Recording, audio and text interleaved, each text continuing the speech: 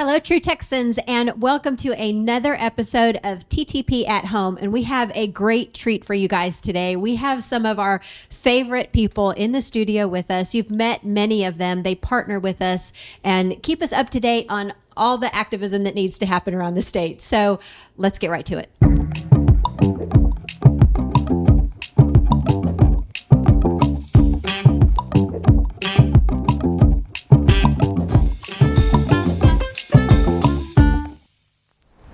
Hello, true Texans, and welcome back.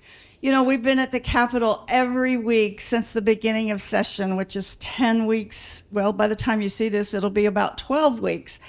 But today we have a collection of people representing the organizations that we depend on to feed us information about the issues and the legislation that's happening in their world. And then we compile that and we send it out to you, and you help push or oppose those bills. So let's get right to it, and we will introduce them. Could we ask each of you, maybe starting with Chris Russo, to introduce yourself and what organization you're with and what issues you work on? Sure. My name's Chris Russo. I'm the president of Texans for Strong Borders. So we're focused on securing the Texas border and also advancing policies in immigration policy and sovereignty and those types of issues that put American citizens first. Nice. My name is Dr. John Seago. I serve as the president for Texas Right to Life. We're a pro-life organization working on protecting pregnant moms and their babies from the violence of abortion and responding to some of the new threats that we're seeing. Even though we've had great victories, the enemy has not given up on the fight for abortion. And so we're working the Capitol to protect more lives here in Texas. My name is Brady. I'm the president of Texas Family Project, and Family Project exists to move forward an initiative in the state of Texas that promotes virtuous living, that promotes family values, and that creates a society where our children can thrive. My name is Andrew McVeigh. I'm the president of Texans for Fiscal Responsibility. TFR is an educational nonprofit focused on promoting pro-taxpayer and pro-family reforms at the state and local level. And so we are highly focused on government spending and property taxes, things that affect your wallet and affect the prosperity of Texas families. I'm Terri Hall. I actually have two organizations. Texans Uniting for Reform and Freedom, or TURF, is primarily our legislative advocacy arm, but we also have a political action committee named Texans for Toll-Free Highways. That probably gives you a better idea of what we're about. We watchdog transportation around the state and the left's push to take away your car. So it's not just tolls, it's kind of the whole enchilada these days. So I'm looking forward to our discussion today. Hi, I'm Rebecca Hardy. I'm the president of Texans for Vaccine Choice. We exist to protect and advance informed consent, medical privacy, and vaccine choice for all Texans. And I'm happy to be here. I'm Bradley Pierce, the president of Abolish Abortion Texas, and we're supporting prenatal equal protection for every single child in Texas. All right. Well, you guys, I'm so excited because I just love everybody in this room. We work together so well. We're all very like-minded. The thing is, there is a ton of knowledge in this space. And so we could do a full show with every one of you, and we have with some of you. But today our goal is really just to give a highlight. Where do people need to jump in? What gimmicks and tricks do we already see the legislature doing to stop us from advancing what we want to advance?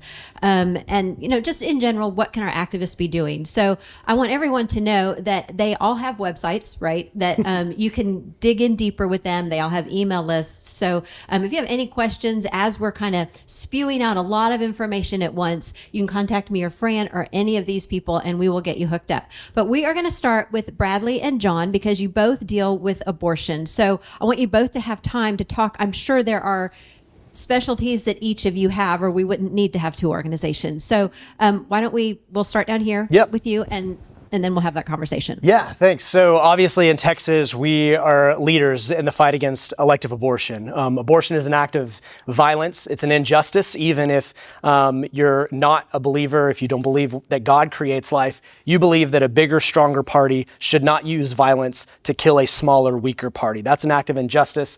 That's what I talk to my neighbors in Austin about, is that even if you don't agree with other worldview implications, this thing needs to stop. This is killing human beings being. And so in Texas, what we're trying to do is lead the way. We're trying to save more children. So we've actually prohibited abortion in Texas, but the enemy hasn't given up. And so part of our priorities at Texas Right to Life is actually adopting effective tools to respond to the craziness we've seen in the last couple of years, even in Texas. And so there's two big trends that we're watching. We're watching that cities are using taxpayer dollars to pay for women to travel outside of the state. And so San Antonio and Austin are paying for Texans to take their babies outside of our state and kill them in abortion. And so there's a very simple piece of legislation that Donna Campbell's working on that just bans cities from doing that. So that's our number one top priority is... Let me interrupt you there. Yeah, please. So how do they justify the government paying for transportation? I don't get that. It's so we think it's unconstitutional. So my organization filed a lawsuit against the city of San Antonio. We're fighting that. Maybe in a couple of years we'll get that ruling because it is unconstitutional, right? It violates the gift clause of the Texas Constitution. However, the legislature has told cities what they can spend their money on, what they can't spend their money on in the past. That's what this bill does, is just makes a statutory fix. Our number one priority after that is to stop the abortion pill websites. And that's the most concerning trend we've seen in the last 3 years, even in Texas, that the abortion radicals are mailing abortion pills directly to women, directly to their dorm rooms. They're advertising on college campuses. They're even here in Arlington or in DFW, they got a plane and put a banner ad behind the plane and flew it around the baseball stadium saying abortion pills by mail, go here. So we have a big bill, Senate Bill 2880, that is giving us a toolbox of legal tools to go after these illegal websites. Some civil liability, some new criminal tools, giving the Attorney General some jurisdiction, a lot of different things to really combat and punch back at this new trend that is taking about 19,000 Texans' lives every year. And so there's still a lot of work to be done to save innocent human life here in Texas. Yeah, those things are pretty scary, both of them. Let's go to Bradley. Bradley's with Abolish Abortion Texas. Tell us a little about what you're working on this session. Yeah. So we believe that every preborn child in Texas should be provided equal protection. So the same laws that protect our lives from someone taking our lives should protect their lives. And today they don't in Texas. So we have a bill carried by Representative Brent Money, House Bill 2197, that just takes there's already laws about homicide, right, that protects us all from getting murdered. There's already laws about wrongful death so if someone does murder someone or cause someone else's death, they can be sued in addition to being prosecuted. And today those laws do not apply to universally to everybody, to protect everybody, right? We think that murdering anyone should be illegal for everyone. And right now in both of those cases we have an exception that says this law does not apply to the mother. Right, so we have basically what I would say is legalized abortion for mothers in Texas. So the pills coming in that John's talking about, it's a big problem. People paying for abortions going out of state's a big problem. But really, we need to deal with those things, but we also need to deal with the root, which is people are murdering people, and it's legal for them to murder people.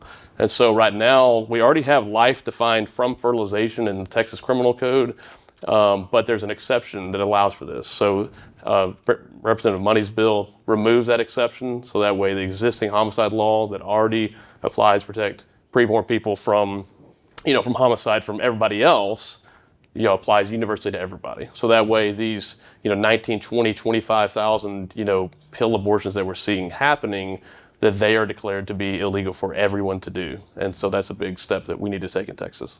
Okay, I know it's hard to tell because in the House, literally nothing is happening. But Right. What do you think are the chances for Brent Money's bill? And has it been referred to committee yet? Or can you tell us where that bill is at? Yes, it just got referred to the House Criminal Jurisprudence Committee.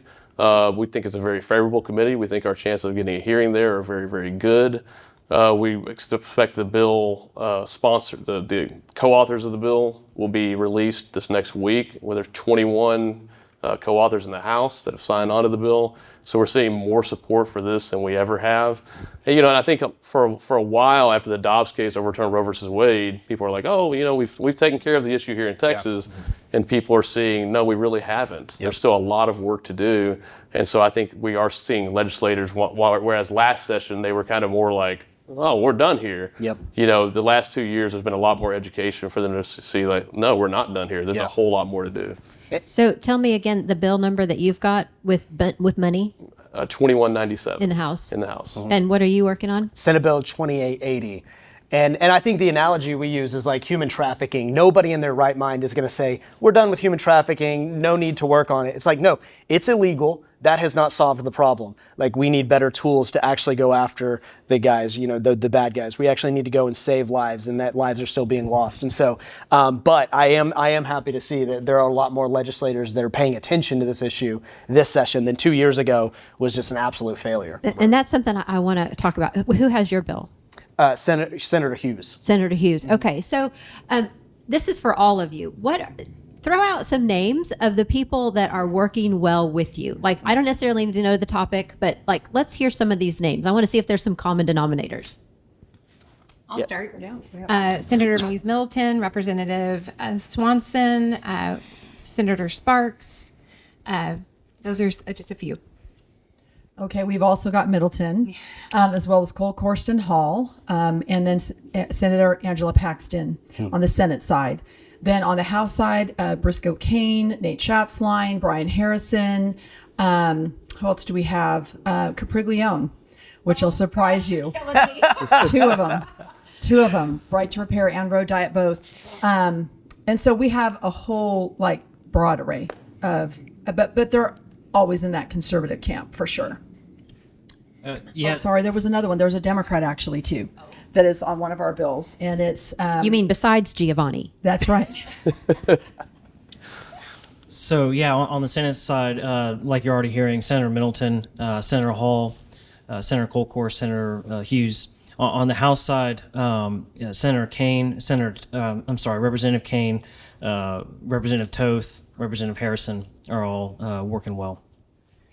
I'd be remiss if I didn't say Shaheen. Sorry, I want to jump in and say that for sure. I'm sorry Shaheen. about that. Yes, absolutely.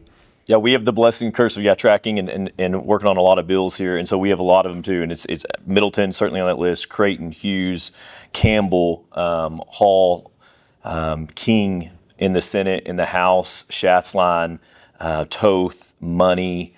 I'm sure. I mean, like I say, I could probably go on for a little while. We've had a number of representatives and senators who are working really well with right now.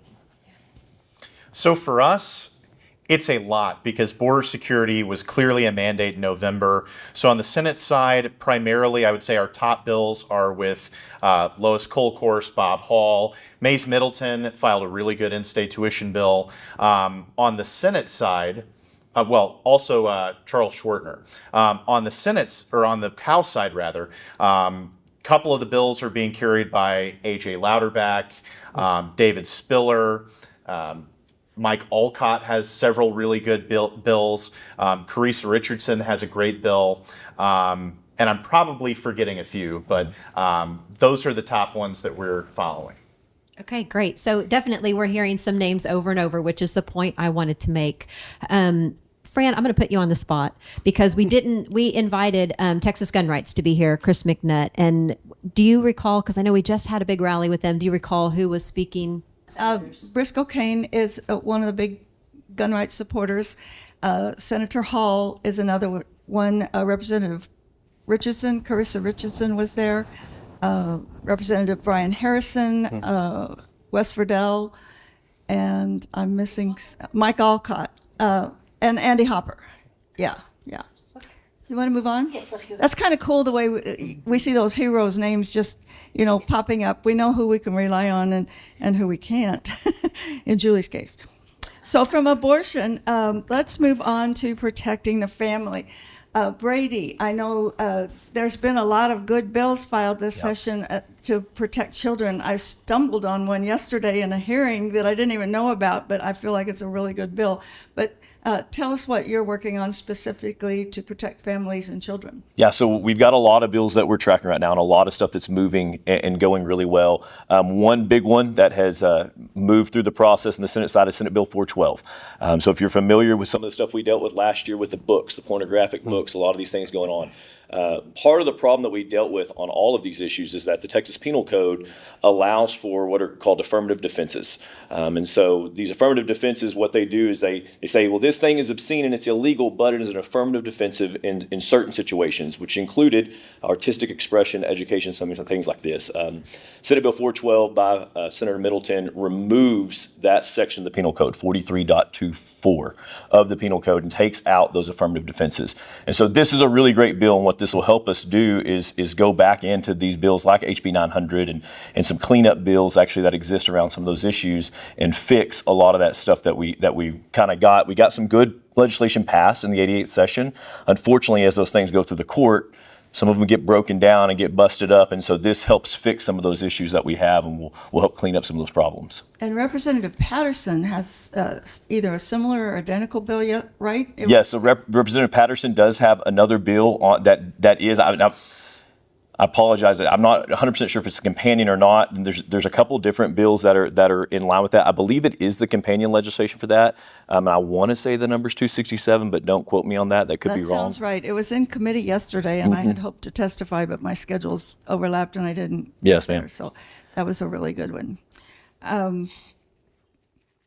Let's pass it to Julie. Why don't we talk a little bit more about what, like a broader, like there's so much, like every day in the news, I'm like, oh, this teacher is molesting this student, or there's a drag show here, or, I mean, are you dealing with all of these things? All of these things. And so it's a lot of bills. So again, kind of breaking down what we did. So last session passed Senate Bill 12, which back in the 88th session would have stopped the drag shows. That is another bill that got into the courts and got knocked down in the courts. So now we've kind of gone back to the drawing board on this. We have Senate Bill 18.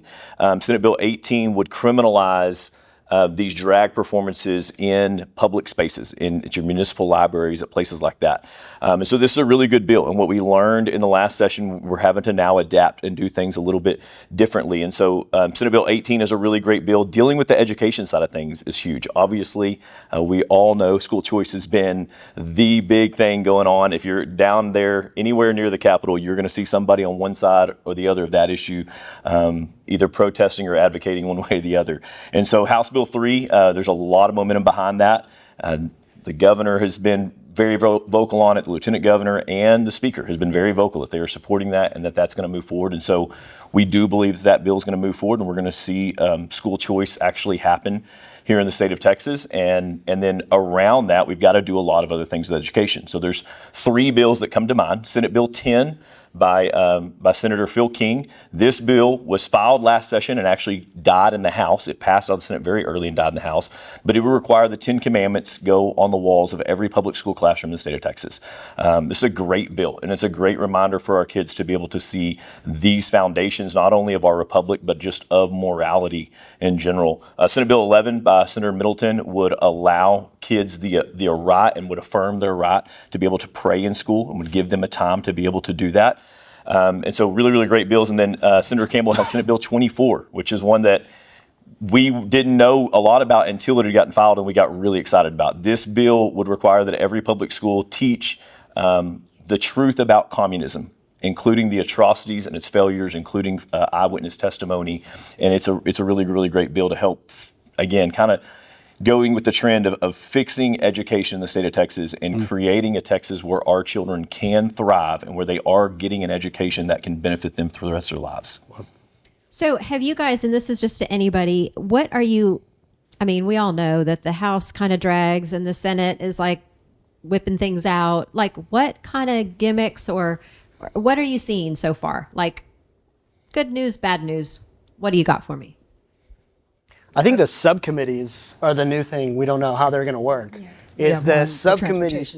Yeah, I mean, it's just another added layer for our bills to go and die. And so I think that's what we're waiting is like, how is the new rules in the House, the subcommittees? There's one in public health that is, specifically tailored for pro-life legislation.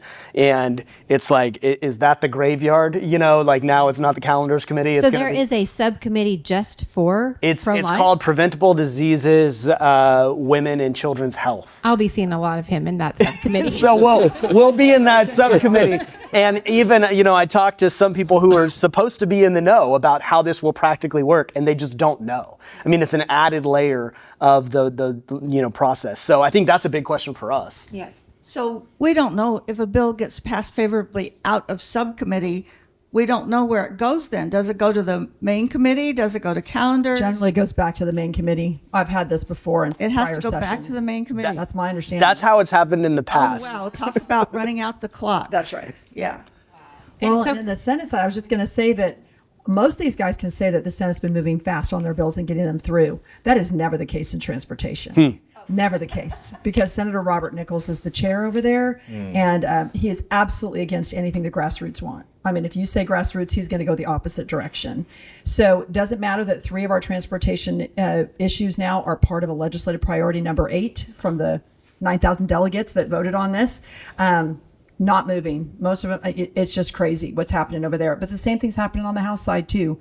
They're not moving either. So with transportation, you're stuck with the same chair that's always been there. How about the rest of you? Is it pretty much same business as usual, same chairs? Not for Texans for vaccine choice. In the Senate, yes, there is probably no greater champion of vaccine choice than Chairwoman Lois Kolkhorst. And I omitted her from my list just because I kind of assumed that everybody knew, but I want to give her the proper shout out. In the House, most of our bills go through the Public Health Committee, and that chair lost in her primary, and so we have a brand new chair of public health. So we are. Wait, who did we get rid of? We got rid of Stephanie Cook. And, Oh, yes. Okay. and so we're kind of TFEC is starting over with Chairman We Gary have a new Van chair in the House transportation as well as now the prior chair was a Democrat, Terri Canales. He's now chair of the subcommittee on funding, which is the purse strings. It's all the money that has to do with tolls. So we're still dealing with that on the funding side of it. But we have Tom Craddock is now the chair over transportation. Never been chair of transportation, so it's a whole new world for us as well. You're saying they're Democrat chairs? It's a Democrat. We all know the subcommittee truth. chair. Okay, let's change conversation just a little bit. I want to talk about, so Trump was elected and all of our immigration problems are over, right? No. Let's talk about the border. So, as you said, there has been an impulse that I think has since been corrected. That after the election of President Trump, he was going to lock down the border. We were going to instantly snap your fingers and have mass deportations. We were never going to have to worry about this as a state again. And luckily, I think most of the stakeholders knew that that was not going to be the case because of how tough of a problem this is to tackle and how embedded the cartels and their infrastructure are in our state, not just on the Mexican side of the border, but within our side of the border. And so the message that I've been trying to get to the grassroots and our priorities for this session have been defined in kind of 2 categories. One is help the state of Texas to be a facilitator and a force multiplier for the federal government to help rather than stand in the way of the Trump administration as they try to secure the border. And then on the other side is future-proof the state, because we still have all of the incentive structures, all the taxpayer handouts, the opportunity for jobs because we do not have universally verify. And then we don't want to get caught on our back foot when the next Democrat comes into office like we did in 2021, as it took a full 2 to 3 years to really spin up Operation Lone Star into anything resembling what the state of Texas and the citizens demanded. And it wasn't until really 2024 that we saw border crossings start to decline. And so now we're at a point where border crossings are at an all-time low, but we believe that there are 2 factors for that. One is that the Trump administration really has reinstated policies at the federal level that put us in a good position where we're not processing people into the country like we were under the Biden administration. But every time there is a change in policy at the federal level, the cartels pull way back and they wait. And then they start probing. And then once they identify a weak spot, they'll start pushing people across again. And so we fully expect that despite the efforts of the Trump administration, you will see increased border crossings by the summertime, not at the historic levels under the Biden administration, but these will be between ports of entry and not anywhere near ports of entry. We think that they'll be pushing people across in the more rural counties where there's less infrastructure and law enforcement, and you could start to see landowners experience what they did under the Biden administration again, where you've got fence cutting and things like that. So big initiatives at the state level. Just like last session, Border Protection Unit. Universal E-Verify, so that makes sure that the jobs incentive for illegal aliens coming across is not there, or at least is significantly less. Let me stop you there. We've been fighting for that for like a decade at least. Yeah, certainly, and Is there movement there? There have been good bills filed in both the House and the Senate on this. So the landmark legislation is, of course, carried by Lois Kolkhorst, who carried this bill last session. It's Senate Bill 324 this session. We're trying to get more support for that, but we do see that the agricultural lobby and the business lobby are providing significant resistance on this. And so it's in Business and Commerce right now, and we're hoping to get Senator Schwertner to hold a hearing on that. It's a great bill. It really is a universal E-Verify bill. And we saw that in the primaries last March, this was supported by 89.9% of Republican primary voters. So for Republicans, it should be a no-brainer. But there was polling before the election that indicated that a majority of all Texas voters support mandatory E-Verify. And that was something that even surprised us a little bit. So what do we attribute that to? It's lobbyists lining the pocketbook of Abbott and reps. Like, why would they not pass it? I think so. I think it's all of these business interests that represent the donor class, for lack of a better term, for the establishment, that have been traditionally resistant to this. And I mean, you've seen this at the national level for decades. But even with all of that resistance, the U.S. House of Representatives passed nationwide universal E-Verify in 2023 as part of the Secure the Border Act of 2023. And every single Texas Republican congressman voted in favor of that. Even Tony Gonzalez, even people that have traditionally not been viewed as hardliners on immigration, right? And so there's no reason that these senators and reps within our state legislature could be able to justify that to the public. And so that's something that I think people need to push on. In the House, there has already been a hearing on a bill by David Spiller, but that only tackles political subdivisions. So right now in the state of Texas, state contractors and state agencies must utilize E-Verify. But that doesn't tackle municipalities, counties, school districts, things like that. So his bill, HB 323, would make sure that you can't have, Houston ISD or the Harris County judge's office hire illegal aliens and that kind of thing. But we argued in committee for that bill to be expanded to include private contractors. On the House side, there's HB 1308, by Carl Tepper, of all people. But that's like the Florida E-Verify bill, which does cover private employers, but it has a threshold of only employers of 25 employees or more, which would be much better than what we have now. It would cover a lot of companies, and it would cover some of the biggest offenders in agriculture in particular. But in Florida, they're trying to drop that requirement because they've observed that, if you look at a list of businesses in the state, more than 90% of them have fewer than 25 employees. And so you're really not tackling the problem in its entirety. That has not received a committee hearing yet. It's in state affairs. And there are two universal E-Verify bills in the Texas House as well. One by A.J. Louderback, that's House Bill 1488, and that is in state affairs as well. And there's one that was filed close to the filing deadline by Mike Olcott that's identical to Lois Kolkhorst's bill. And I'm not even sure if that's been referred to committee yet. But I expect that because it's exactly the same scope as the other two universal E-Verify bills, it's going to go to state affairs, and that's a very heavy lift in that committee. So I want to remind those of you that are watching that we're recording this probably a good week and a half, 2 weeks before you're going to see it. So some of these will be updated in time, obviously. One thing I want to ask you about, because I get emails about this every single day, and I don't know if you're going to have an answer or not, but people are furious about these new Sharia law monstrosities that are taking like over. the epic development in East Correct. Plano, Yeah. right? So do you have any information on that? So I only know what's been reported in the news, and that's that you've had this attempt to essentially create a insular Sharia law type Islamic community within the rural eastern part of Plano, right?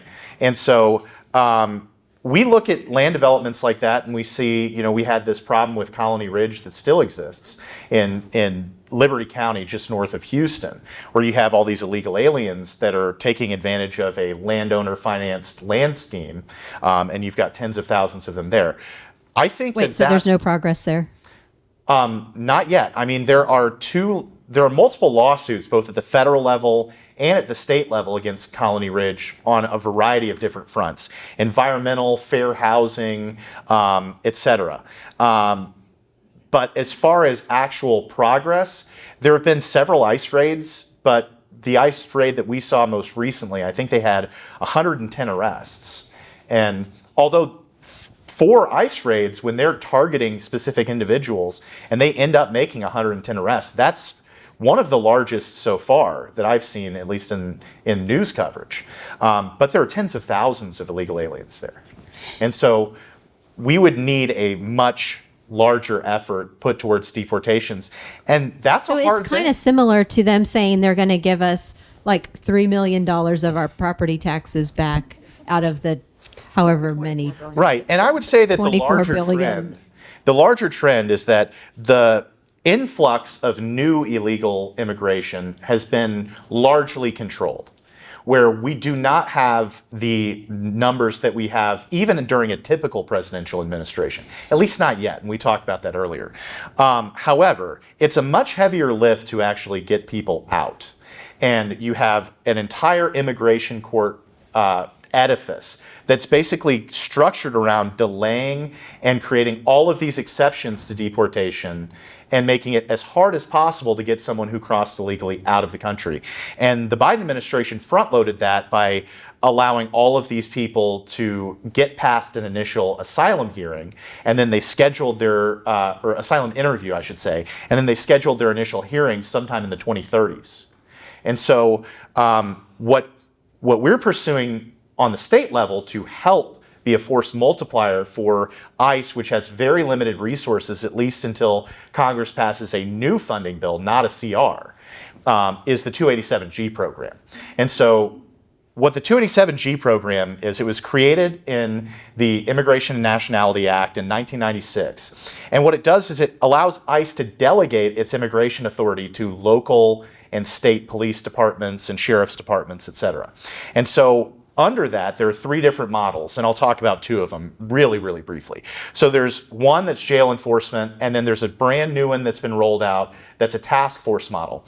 The jail enforcement is when you arrest someone who commits a crime, you can run immigration checks on them, you can issue ICE detainers and issue a warrant, and then you can hold them for up to 48 hours before they can bail out.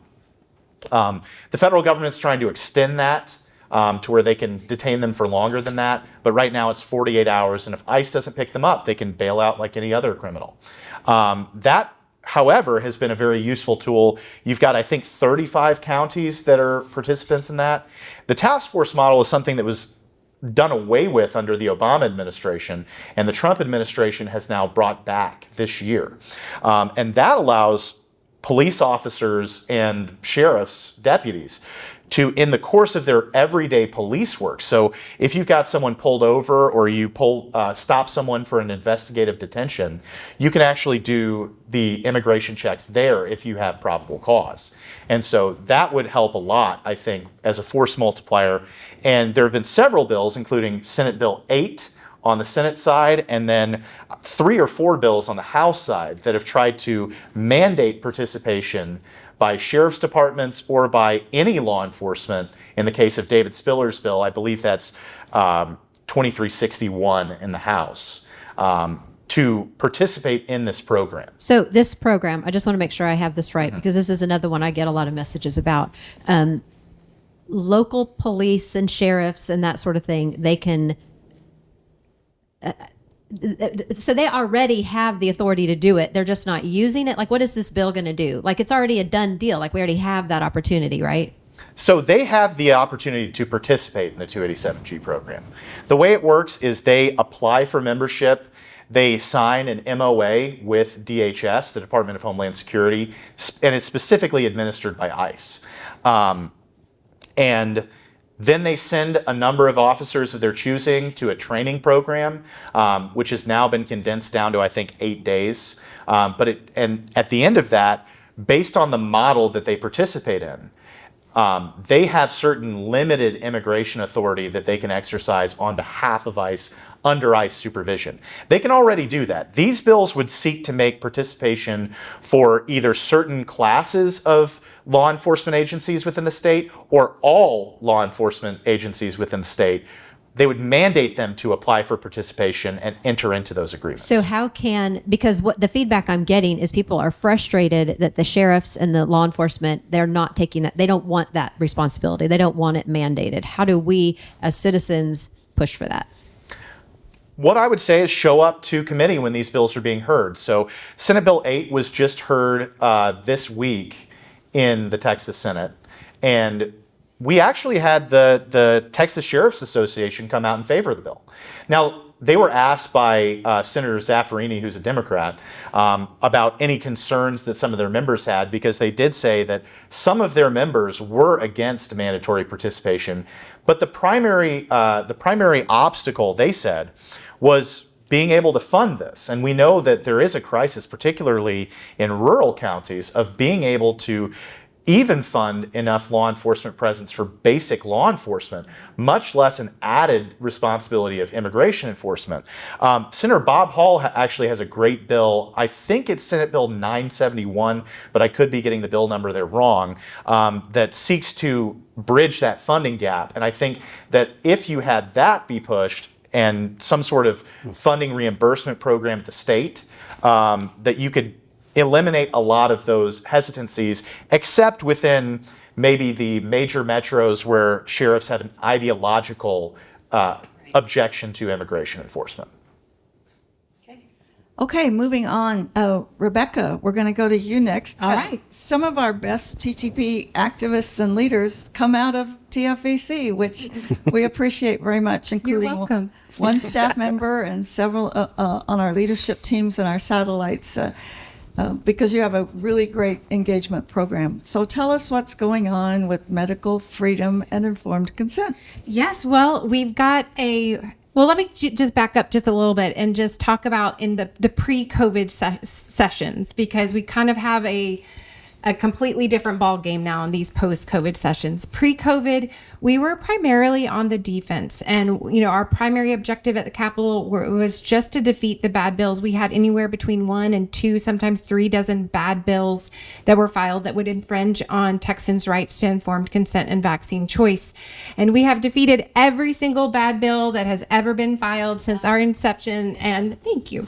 And so that was really, even in our beginning years back in 2015, we were having to have these conversations very much so kind of in the shadows. We had, just a few brave legislators willing to even talk to us, much less put their name on bills. In these post-COVID sessions, we're really seeing that trend completely reverse. So in 2023 and in the 2025 session, we're tracking over 60 good bills, which is a wonderful problem to have. It's not really a problem, but tracking legislation is a common theme among this panel. It's a lot of work, and we love hard work, but it is a great problem to have, especially considering this has historically been such a taboo, hot button, controversial issue. And there's nothing like a global pandemic to shine a light on just the massive pharmaceutical corruption and the government censorship of people that dare to question the narrative. So we're excited about that. It's no longer this, hot potato that nobody wants to handle. And so we're working on several things. I'm not going to bore everybody with 60 good bills, but as far as some of our legislative priorities, we have some great bills on informed consent. Senator Middleton has a tremendous informed consent bill.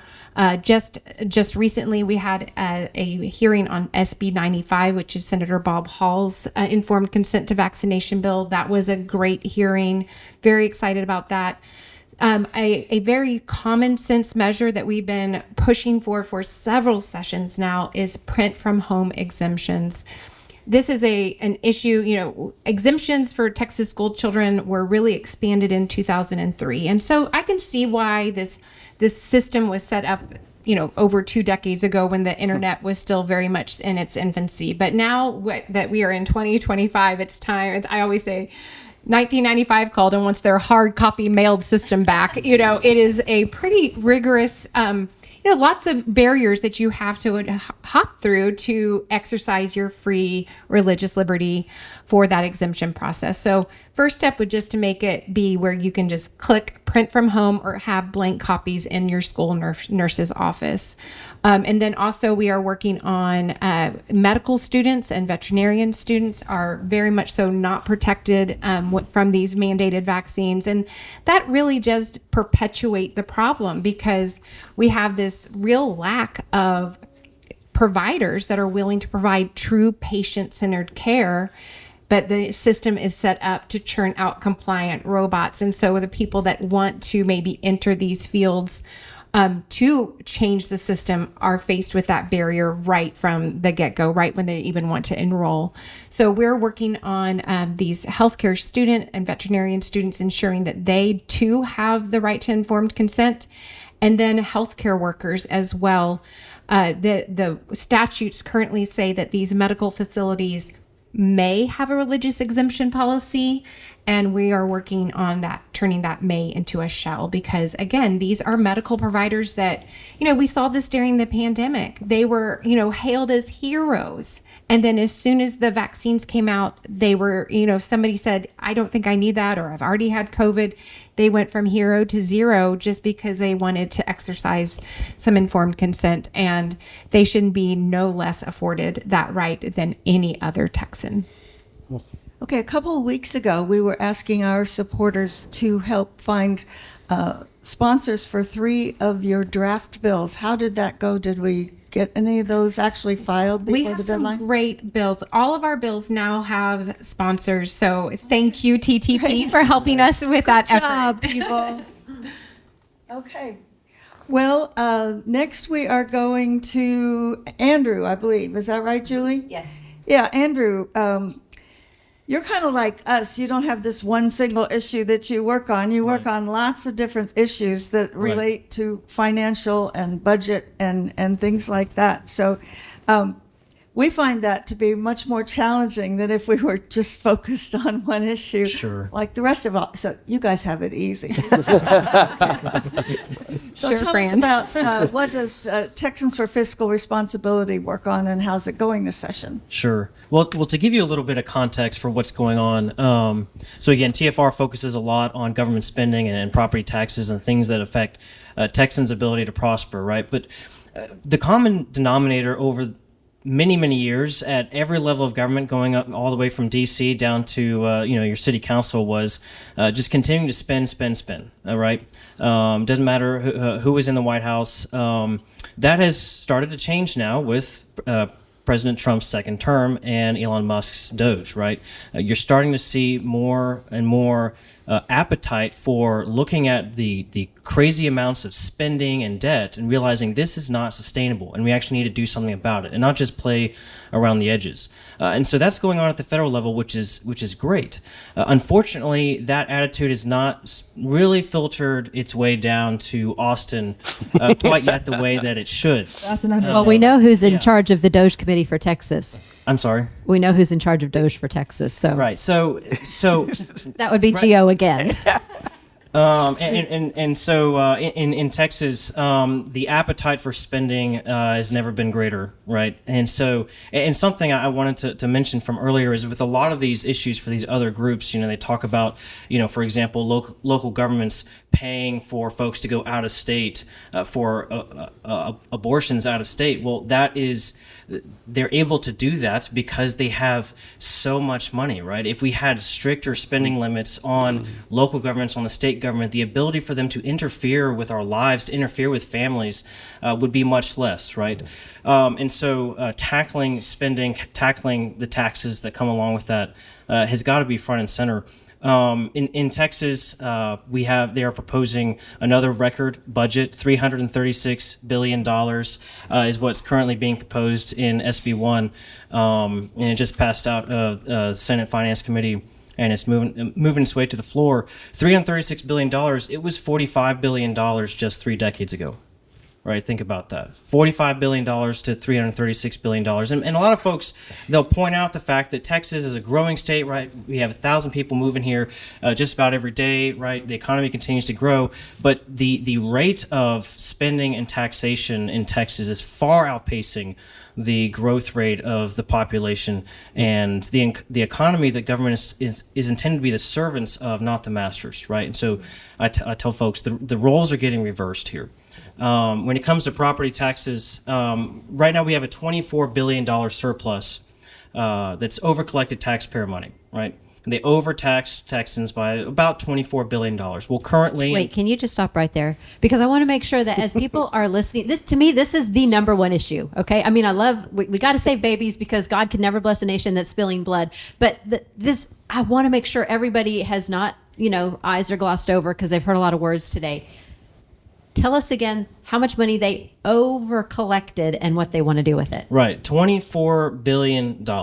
$24 billion. Right now, they are only proposing giving back to taxpayers about $6 billion. And $3 billion of that is already required to be sent back to them by existing law, right? So only about $3 billion would be required by new legislation. How generous. How generous. Right. So generous. Very generous, right? So 25%, they're saying, hey, think about it. If you went to a restaurant, right, and your bill was they overcharged you by $100, right? You went to a very fancy restaurant, right? They overcharged you by $100, and you brought this to their attention, and you said, "Hey, you overcharged me by $100. I'd like a refund of that $100. I'll pay for the rest of the meal, but not the $100." And they said, "Best we can do is $25."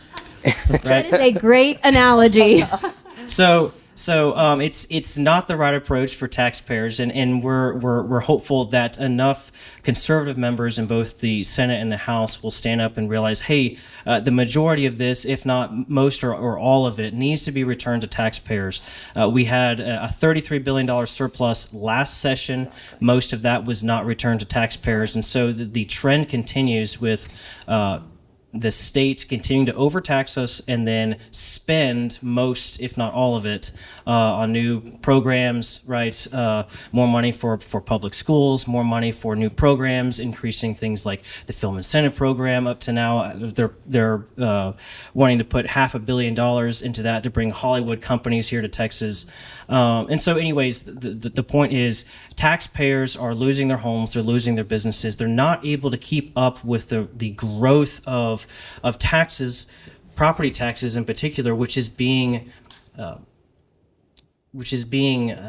increased by local governments' crazy spending appetite, right? There's almost no restrictions on local government spending. We've got to impose spending restraint. We all need roads. We all need fire and police, right? Nobody's talking about getting rid of local governments, but there's some common sense restrictions that we need to place on these local governments, and the state needs to do their part. So let's dig into that a little bit deeper. When I'm on social media, when Dan Patrick comes out and he says, "Oh, we're going to give all this money to Hollywood," or we're going to bring Hollywood to Texas, or any of these crazy spending ideas, like he just gets lambasted by the ratio, right? It's like everybody hates him, everybody hates the idea, and I see that over and over with all these different ideas, and yet we're completely ignored. We know Dan's going to push that through. Like, what power do we have? What do the citizens do? What does it take? I don't know. You probably don't. If we had an answer, we would have already done it, I guess. But it's so frustrating. We would have all figured all of our issues out already if we had a good answer to that question. I think, look, citizens, taxpayers, families, they've got to show up. They've got to show up at the state level, right? They've got to show up to committees and testify. More importantly, they need to show up at the local level, right? I tell folks this all the time. So you're saying that X is not enough? They have to do more than post on Twitter. Definitely not. Right. Yeah, posting on social media is a very small contributor to what's going on. Folks can have a very small impact at the federal level. You can have a slightly larger impact, but still a relatively small impact at the state level as just an ordinary citizen. But you can have a much greater impact at the local level. You get a couple dozen of your local patriots, your friends, to go down to city council, your school board, or your commissioner's court and start holding them accountable for their excessive spending and their excessive debt, you can turn things around pretty quickly.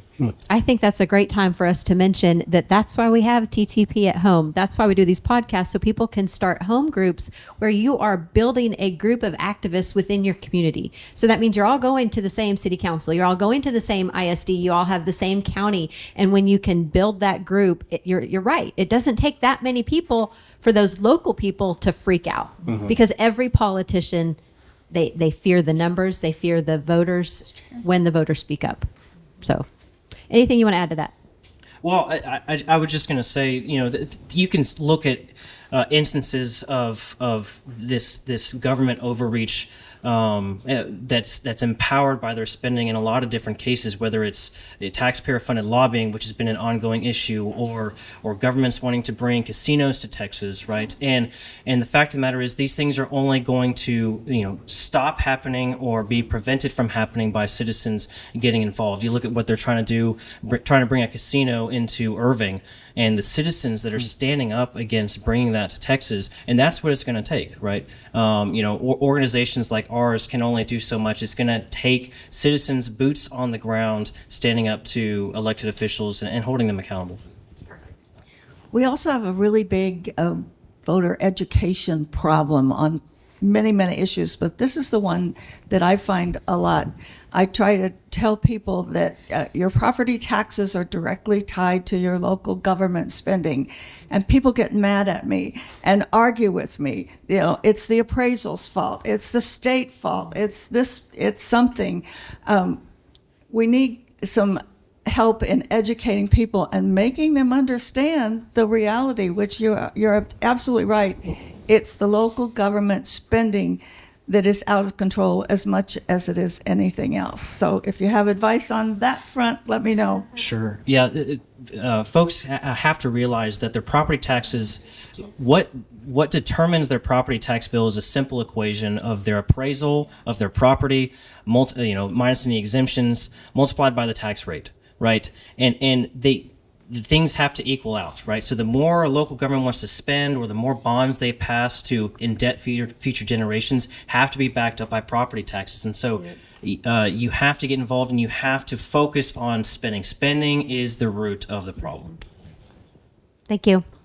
All right, so we have saved our most energetic person for last. I don't know, Rebecca, you're pretty energetic. Definitely. Terri can speak a mile a minute and it still makes sense, which is a really good gift to have, especially because I lose my attention so fast, but I can hold it with you because you spew it out and I'm just like, yeah. So this is Terri. She's going to talk to us about roads. Absolutely. So it used to be that we had to just tackle toll roads. Like that wasn't a big enough behemoth to have to deal with around the state, because we now have 128 different toll systems in the state of Texas. And in the North Texas area where we're filming right now is the most tolled part of the state of Texas. And combined in the last 10 years, we've built more toll roads than all the other states combined. So those are some sobering numbers for us to digest when you think about the breadth of this problem. And it is a huge new tax burden. I mean, we think property taxes is just, I'm in the same boat. It's crazy, out of control. Well, try the people that have to take the toll road on 820 from Fort Worth to Dallas every day, and how much money that's costing them. Some of these privatized toll roads, $29 one way in peak hours to take those roads. And the toll's never going down, it's going up, and it's a 50-year contract. And there's nothing an elected official can do about that now because they signed away their rights on the contract. So that was a big enough problem for us, right? And we're still dealing with the outlay of that. And we do have a series of bills that deal with the toll issue. So I'm going to tackle those really quick before I get to the actual legislative priority under number 8 with the Republican Party of Texas. But I can tell you the two longstanding problems that we still have with toll roads is there's no end date on the toll. That is a huge problem. It actually violates the Texas Constitution to do that. Article 1, Section 26 of the Texas Constitution prohibits perpetuities. Some people may not know what a perpetuity is. That just means forever. We cannot tax forever the way that they're doing this. And the way the system is set up, there is no end date required on these tolls. And what ends up happening is, let's say you have surplus revenue over here, like they do on parts of, in Collin County. There's a lot of, they call that the toll road, that leads to gold. And so they have all of these, like 121, that's what they called it. And so there's surplus revenue. Well, what do they do with that surplus revenue? Well, you and I and the people in this room would say, use it to pay down the debt faster and make it a free road faster, right? Get the toll off the road. That's what we want done if there's any surplus revenue. If there's so much traffic taking it that is beyond what they owe in their debt payments, it should go to paying down the debt quicker. That's not what's happening. They take that surplus revenue, commit it to another new toll project that connects somehow to the North Texas Tollway Authority system. It may not even be anywhere near Collin County. It's someplace else on the NTTA system. And they will obligate that surplus revenue to backstop the loan for another toll road someplace else that doesn't have the numbers that can work. And so that's what they're doing. They're commingling all the funds. They're extending out the payoff date forever and ever so that they can truly come to you and say, we can't ever take the toll down because we're just obligating it. It's like refinancing your home endlessly and never paying it off. Yeah. That's what they're doing with the toll system. And so we have a series of bills. There's 3 of them that have been filed. One by Shaheen in the House, another one by David Lowe in the House, and then the Paxton bill is the companion to the Shaheen bill in the Senate that would take the tolls off the road when it's paid for. And I shouldn't just say Paxton; it's Middleton, Hall, Coal Course, Paxton. So that's that bill. Then the second problem, and I know all of you have heard about this because if any of you take a toll road, you know what I'm talking about, is the toll billing crisis. And I'm not exaggerating when I say crisis. There are so many Texans that are trapped in a system of unpayable toll bills. Just in the Central Texas area in Austin. Now, this was a number of years ago. Now, it's just gotten worse since then. They only operate 3 roads. TxDOT only operates 3 roads in there. The rest is done by a regional mobility authority. That's a whole different story of this duplicative bureaucracy problem. But that's another issue. But this has to do with putting over 1 million Texas drivers into collections just on that one little system that they operate. That's almost like every driver in the city of Austin has been put into collections over unpaid tolls. We are one of only a handful of states that have a criminal penalty if you don't pay your tolls. That's like, hello, we have case law, mounds of it, that we're not in a debtor's prison. What are some reasons why people it's would not have paid? unconstitutional what they're doing? I mean, there's multiple things they're doing that's unconstitutional. So, But okay, so, let me just play devil's advocate Yes. because I'm like, I pay my tolls. Like, I don't Right. want someone else getting away with not paying their tolls. That's not that I right. want anybody to have to pay them, but they why are tend they to get not underwater. paying them? I'll tell you the quickest way people get underwater, and it's usually not their fault, honestly. So what happens is their payment card that's attached to their toll tag is expired or maybe has a fraud alert. They issue you a new card, and they don't immediately notify the toll agency because that's kind of low on your list when you have your payment card get screwed up. You have to call everybody else, but you don't necessarily think to call, your text tag person. So they end up getting, every time you go under a toll camera without a toll tag, you're considered a toll violator. And you get 100 of those and you get criminal. So now you're under the, you can have your vehicle blocked, your vehicle registration blocked, and your car impounded over just that number. It's a pretty low threshold if you consider you take 4 or 5, you go under 4 or 5 toll gantries on your way to somewhere and 4 or 5 on your way home. In less than 30 days, you can now be called a habitual toll violator and be a criminal in the eyes of Texas law. So I've never had anybody, I do get a lot of calls from all around the state because they find our website and nobody knows where to go to get all these problems fixed. So I feel like I'm the ombudsman of toll roads in Texas. So I get a lot of calls about this. And by the way, I'm probably the only one up here that's not paid for what I do besides you two. And so this is all volunteer, right? But I get calls all the time from these poor people that don't know what to do about their unpaid toll bills. And they all say, I have no problem paying the toll I owe.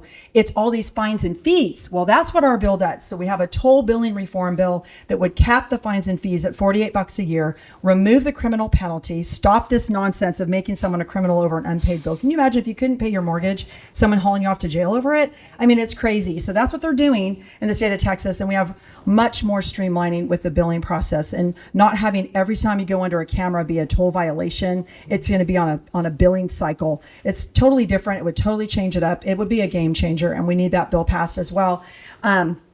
Then to go on to what our actual priority bills are this session, if that's not bad enough for you, there's actually some stuff that's even worse. So the number one priority has been, and it was last session too, we didn't even get a hearing on the bill, that's now at like way high levels, is the kill switch. People have, I hope, heard of it by now. No one had heard of it until we got Thomas Massey to do the amendment for us on the floor of the U.S. House.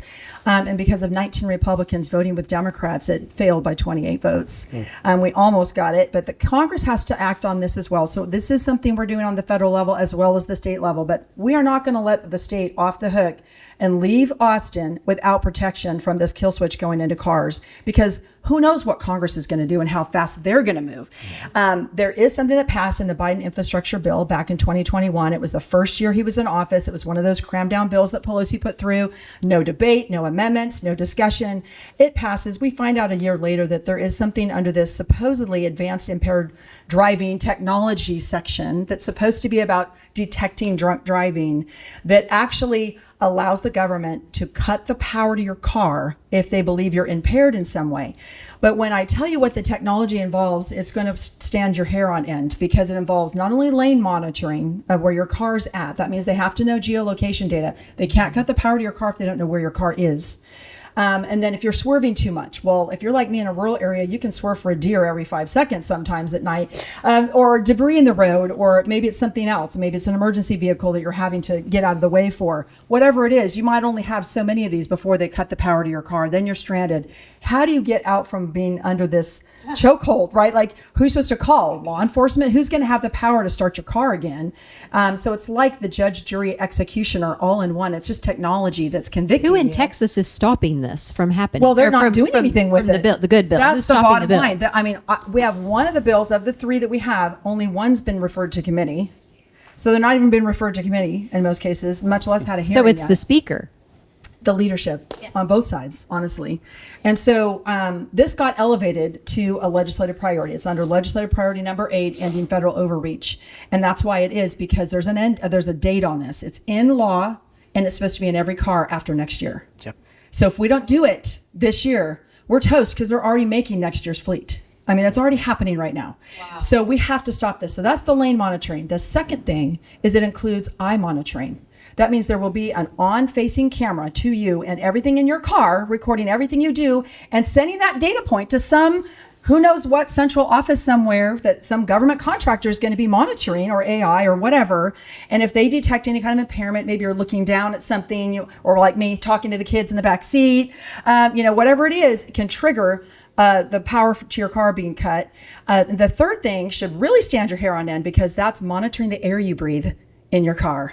It's going to monitor the air. And so if you're the designated driver and you're not drunk, but maybe there's alcohol on the breath of other passengers in your car, that could trigger a kill switch event as How is well. it safe for your car to just stop? It's not like you're safe. going down the It's highway not and your safe. car just stops. And then, I mean, if this is really about drunk driving, let's think about it. If someone's inebriated, how are you going to cut the power to their car, and they're going to just presumably cross all lanes of traffic and land themselves safely on the side of the road without any incidents? I mean, come on. This is even more dangerous. They're going to create more incidents than they're going to solve. And the Federal Highway Administration even tells us the top 3 reasons for road delay are not actually too many cars for the road space. It's actually weather. It's construction, which up here, oh my, it's like everywhere, right? Everywhere you go, there's an orange cone. And the third is incidents, which is what this would create. Can you imagine the amount of road delay? Towing companies, law enforcement, there's not enough in the world to employ to be able to deal with all of these cars that are going to lose power randomly. We know there's going to be all kinds of false flags, problems with the technology, all of that. So we have a bill by Briscoe, Kane, and Middleton that would deal with this. There's another bill with Nate Schatzline that's called the Right to Drive Act that also has protection from the kill switch in it. This needs to be post haste, like it should have been done last session.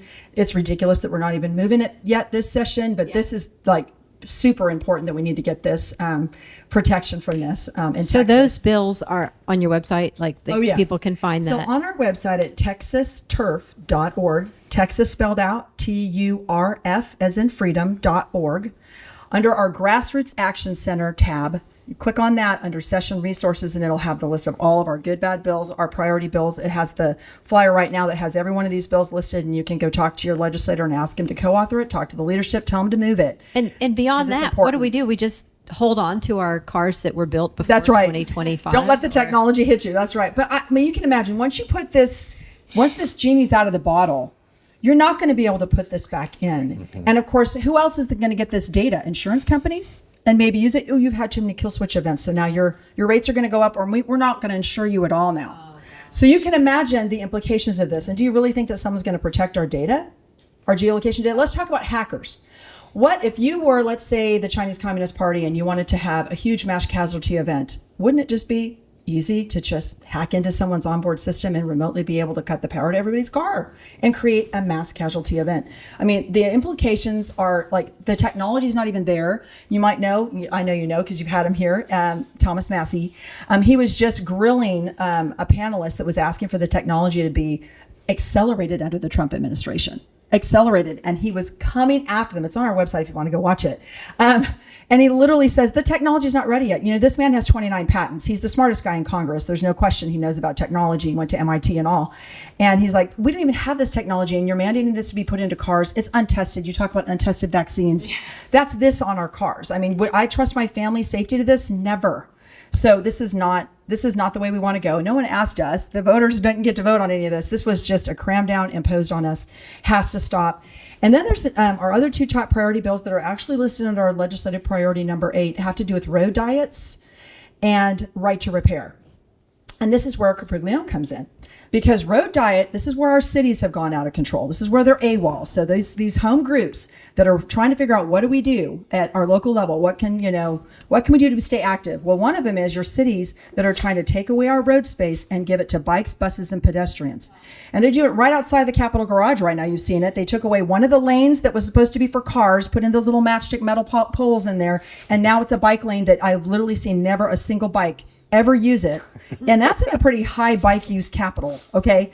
And never seen a single soul on it, yet you have cars on there at all hours of the day and night.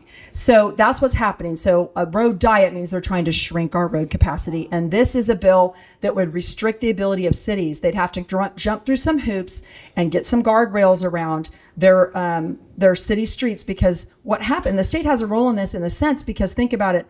If somebody in the city of Austin, let's say Congress, there's a big fight over Congress right now. That's why I'm saying that. There's a big bill over that because they want to close Congress. The city of Austin's trying to close Congress. And there's a bunch of state lawmakers saying, oh, no, you don't. Well, they should be for my bill because you can't do this under our bill. And so what it does is it says, no, you have to do a study and come to the commission and show that it's not going to affect vehicular traffic. You cannot create congestion with whatever it is you're going to tinker with on your road, okay? And if it did, let's say they closed down Congress, what do you think that's going to do to I-35? Well, that's the state highway system. Now it affects the state. Now the state's going to have to deal with billions and billions of dollars of expansion on our roadways because cities are creating intentional congestion by shrinking our road space unnecessarily, all in the name of equity, because that's what this is really about. It's about social justice applied to roads, and that's what they're doing with this. They think that everyone should be allowed to have the same road space equal when 99.9% of us get around in our cars, like we did here today. I mean, all of us used our cars to get here, and that's what's crazy about it. So that's the second thing. Then the third is right to repair. Now, right to repair, not a lot of people know what that is, but it has to do with the right to hire an independent mechanic or repair shop to fix your car. Some of you who might have a newer car would say, okay, I know what you're talking about, because a dealer will make you go to only one of their approved auto mechanic shops in order to get your car worked on. Well, anytime you shrink the pool of people you can go to, the price goes way up, right? Just like your Starbucks at an airport costs way more because they're shrinking the pool of options that you have there. And that's what this does. So it started with John Deere and the tractors and the farmers, this big battle that went on for probably almost a decade. And I think the farmers won because they settled out of court and they're happy now. So it basically means you can't put software locks on these cars. And so as soon as they figured out that this was happening over here with tractors, well, now a bunch of other manufacturers got hip to that and said, hey, we're going to do this too. So now they're doing it on our cars. There's over 300 computer chips in every car now. So if they want to put a lock on something or force you to have to pay them for a software update or lock down the ability to get the replacement parts, you aren't going to be able to fix your car. And what is the second highest expense in your household outside of your mortgage as far as things you purchase? Maybe healthcare, but it's going to be your car. And so when it's different when it's your phone and your laptop, that's bad enough, right? Because even those now are thousands of dollars, but this is tens of thousands of dollars. And to give you an example, this was in the Blaze media a couple years ago, where a couple had bought a used Ford EV for $11,000. It was only 8 years old. The car was only 8 years old, stops working. Of course, it's the battery. And so they had to replace the battery. $14,000 cost to replace the battery, more than the car itself cost. And then they tell them, we no longer support that battery. So they have no longer a working car when it's only 8 years old. So if we don't get ahead of this and get a solid right to repair bill passed in the state of Texas, you're not going to be able to repair anything anymore, because these manufacturers have figured out how they can create monopolies and charge you through the nose for anything. All right. So I told you guys she has all kinds of she's going to put us to work. So Terri already Now I'm fired up about cars. I know, right? So Terri already gave us her website, texasturf.org. Correct. Right? So let's wrap this up. Every time I'm on a panel of some kind, I'm like, dang it, I wish I would have said that, and I forgot when it was my turn. So I want you to give us your website and tell us if there was anything that you're like, oh, I should have said that. Okay? And we'll just go down the lines. Yeah, abolishabortiontx.org, Abolish Abortion Texas, and sign up for our email list so you can stay up to date. TexansForVaccineChoice.com is our website. It's beautifully redone from the ground up just as of last month. So go and check it out. It's a beautiful resource. And if I could add one thing, that would be, we were talking about how, the border's all fixed because of Trump, right? And DOGE is going to solve all of our spending issues, and how that is just not the case. I just wanted to speak to the TFEC equivalent of that, and that is with RFK's confirmation as far as HHS.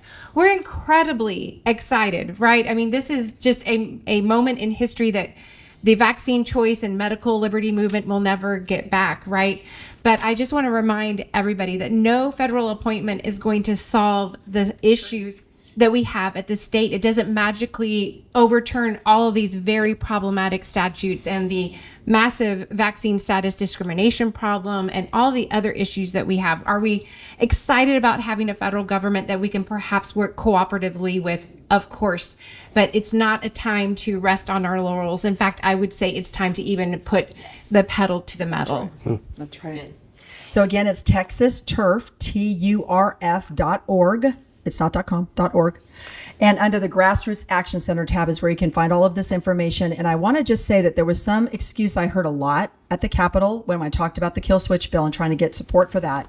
A bunch of our reps are under the notion that Trump will just wave his executive pen and it's going to solve all the problems that they have here in the state. That is not true. This was passed by Congress. It is a law. The president can't undo a law. Yep. It has to be an act of Congress, and we already know they're moving too slow. So this has to get done now, and they cannot be off the hook. Do not let them off the hook. Do not let them off the hook. So get on the phone. We need to have this kill switch protection passed. So Texans for Fiscal Responsibility, TexasTaxpayers.com is the website, TexasTaxpayers.com. You can sign up for our newsletter and our vote notices as well, and that's the last thing I'll mention. We send out vote notices to House members and senators and their staff and to the public, and let them know the bills that we're watching that we believe affect taxpayers and families. And so if you want to see those same vote notices, of course, you can find them on the website, but if you want to get them when your elected officials are getting them, sign up for that list, and then be on the lookout this summer for our Fiscal Responsibility Index. That's by and large the number one scorecard in the state of Texas, and so we'll be putting that out this summer so you can see how your elected officials performed this session on things that affect your pocketbook. Love it.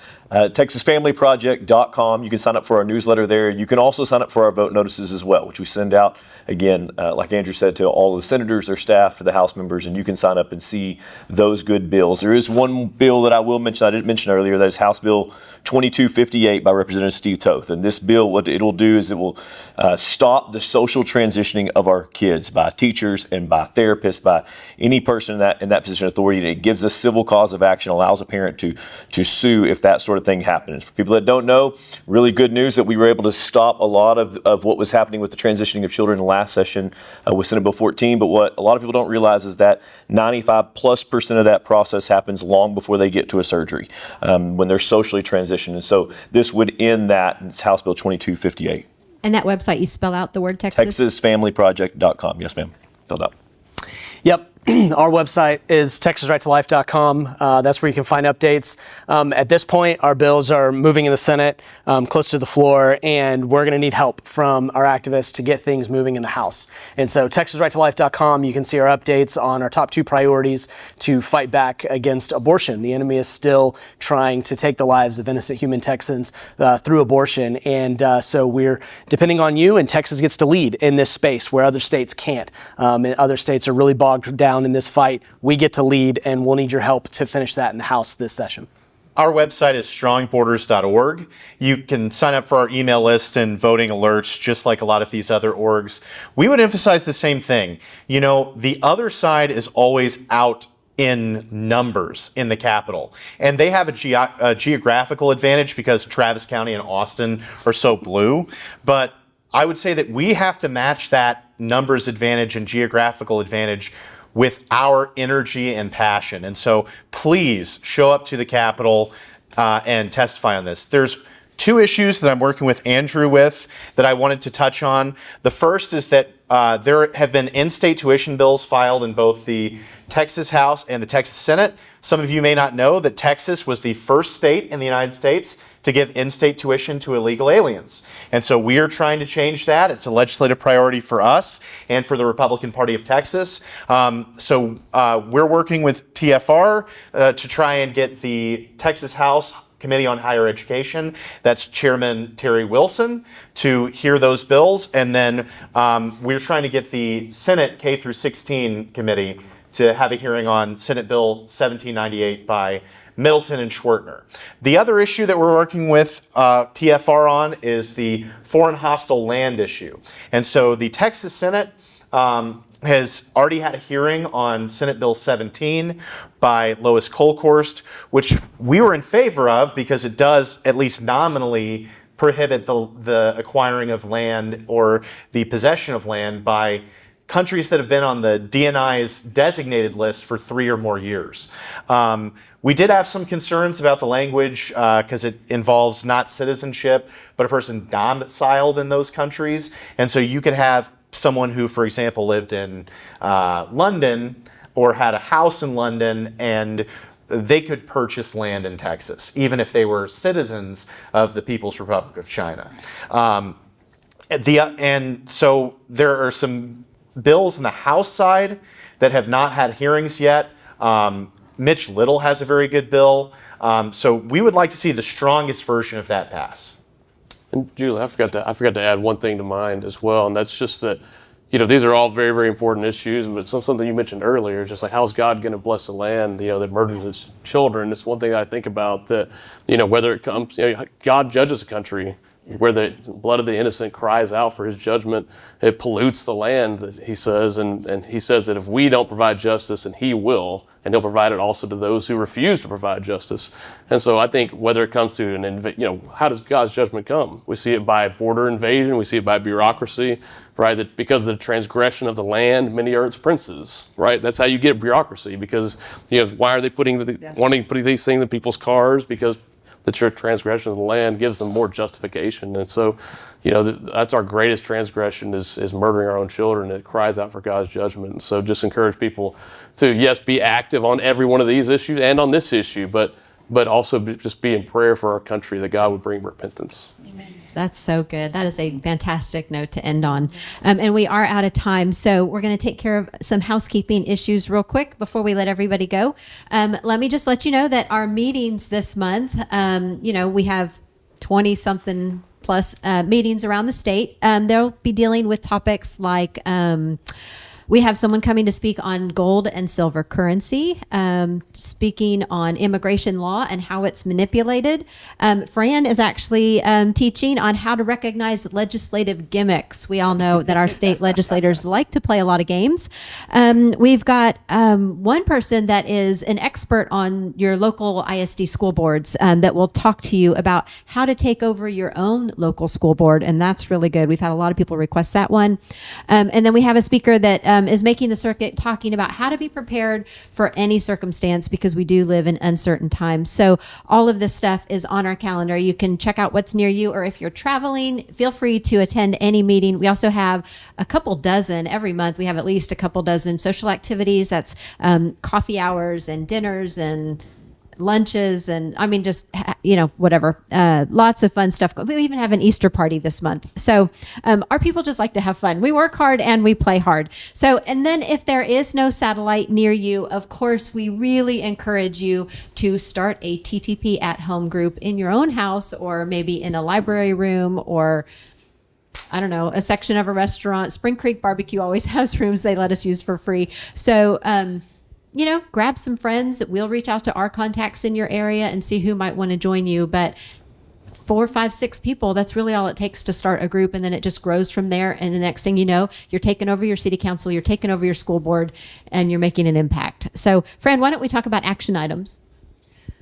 Well, we could go on for another hour or two about action items. We've been giving our marching orders today by these people, and I don't know about y'all, but I'm tired already. But there's no time to be tired. We have to get to work. So what we have on the schedule, we're about a little over halfway through the session by now, and we're going to see things moving very, very fast and furious. They have to do this because the clock runs out on June 2nd, and there's no changing that clock. So you're going to see them meeting, up to 18, 20 hours a day, sometimes passing bills or not. And committees, already the House committees are, making my head spin. There's like 4 or 5 scheduled almost every single day. So we are at the Capitol every single Tuesday. We invite you to join us. You can reach out to me or look at the Friday email messages that I send out. We'll tell you what we're doing the next Tuesday and what time to be there and where to meet up. Also, you can email me at any time. It's fran@truetexasproject.com. We still have 2 bus trips coming, one on April 1st that will depart from Grapevine and Burleson, and another one on May 6th that will depart from Cypress and Brenham. So if you want a free ride to the Capitol, do that. It includes a free lunch and a free GOA t-shirt. Those buses are sponsored by Texas Gun Rights. Don't forget about your local elections. Please get involved in those. They are so important. It's coming up pretty soon. I believe Election Day is May 3rd, and early voting starts about 2 weeks before that. Find candidates, help them, support them. We do a lot of complaining about, my school board's full of Democrats and liberals. Well, get out and do something about it if that's the case in your school board. Only you can change that. I think that's about it. Check our calendar frequently for what's going on in your area. And as I said, reach out to me about visits to the Capitol. We would love to have you join us. We have a good group and we do some good work every single week. Julie? Let me just add to that with the local elections, we have them on our website. So voting recommendations for locations all across the state. As we get those recommendations from people that we trust, we put them on our website. So it's a great starting point for your own research on who to vote for. It's so hard on the local stuff. Most of the time, you're choosing between 2 really, really bad people. And somehow you have to decide who's the least bad. So we help you with that. So that's on our website. But at any rate, you guys, it is not just an honor to be with you, but it's just a lot of fun. So if you have to do all this work, at least we get to do it with people we love, right? So normally we toast at the end of nobody has cups. So what I picture, Fran, is at the end of every one of our podcasts, everybody in the audience that's watching at home, they're lifting their glass and they're saying, they're following along. But I don't know if you guys do or don't, but you should. So anyway, just pretend I have a cup in my hand. Here's to Texas. Here's to Texas. True Texans. There we go. Thanks, everyone.